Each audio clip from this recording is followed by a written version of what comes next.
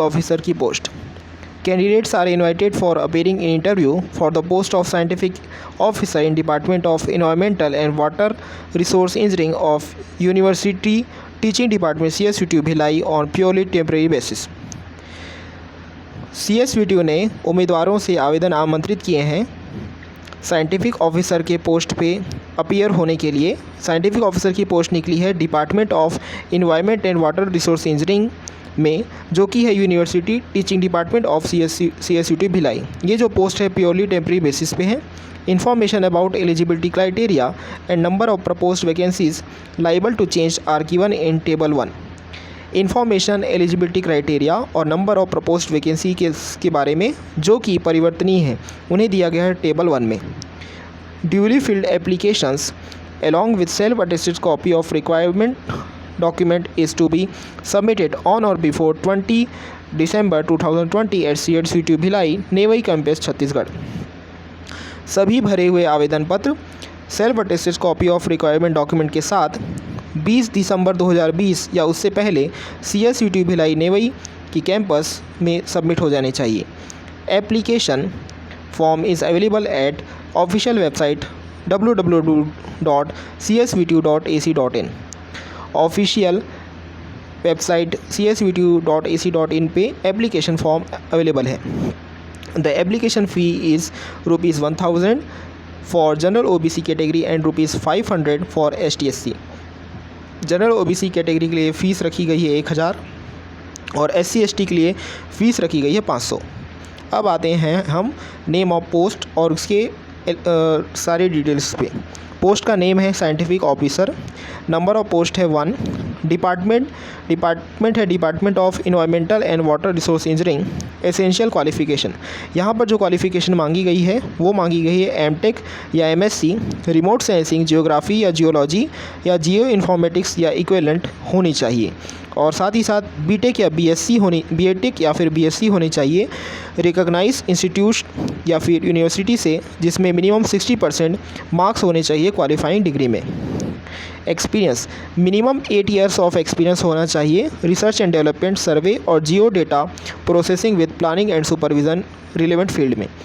Desirable, preference उन candidate को दिया जाएगा जिन्हें एक्सपीरियंस होगा DGPS UAV drone remote sensing data को हैंडल करने के लिए और साथ ही साथ वो वर्क कर सके हों या वर्क कर चुके हों रिमोट सेंसिंग और GIS सॉफ्टवेयर में। Age limit, maximum age limit 40 years रखी गई है on the date of advertisement. Salary 70,000 है। टेनर 11 मंथ्स है, यानी 11 मंथ का कॉन्ट्रैक्ट जैसा ये पोस्ट है। Candidate shall receive TADA during his service as per university norms.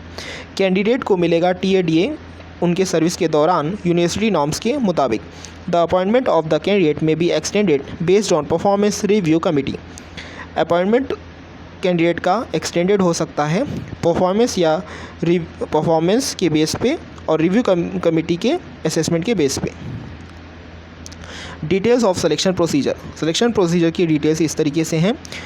24 दिसंबर को इंटरव्यू होगा। कंप्लीट एप्लीकेशन फॉर्म और ऑनलाइन पेमेंट 20 दिसंबर या उसके पहले हो जाना चाहिए।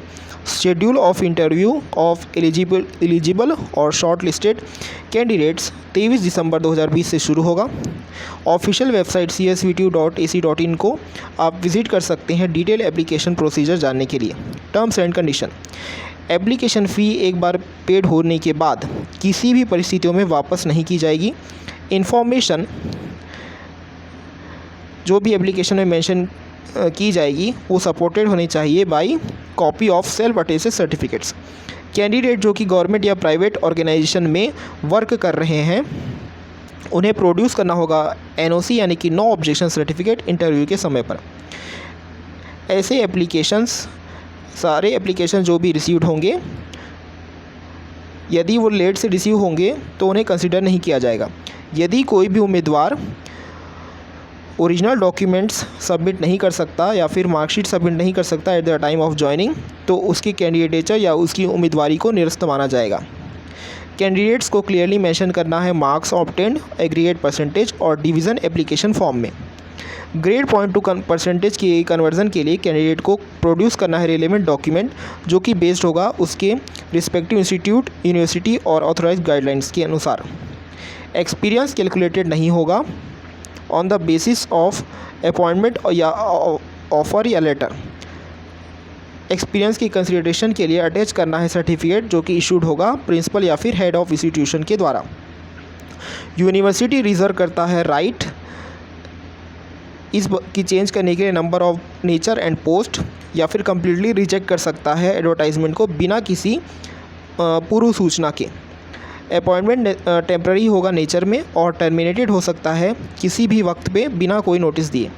Decision of the competent authority of university final होगा किसी भी तरह के विवाद के लिए या किसी भी तरह के मामले के लिए। यदि आप मिनिमम क्वालिफ़िकेशन रखते हैं इस पोस्ट के लिए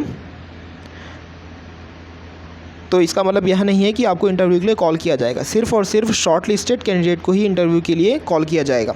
कोई भी पर्सनल कम्युनिकेशन नहीं होना चाहिए लेटर, पेपर या वर्बल में, जिससे कि जो कि एडवर्टाइजमेंट के रिगार्डिंग हो।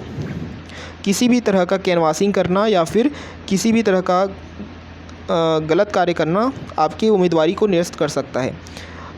पूर्ण आवेदन ऑटोमेटिकली रिजेक्टेड हो जाएंगे और कोई भी इसके बारे में बाद में कम्युनिकेशन आपके पास नहीं आएगा। इस वीडियो में बस इतना ही। इस वीडियो को लाइक करें, शेयर करें और हमारे चैनल को ज़रूर सब्सक्राइब करें। Thank you.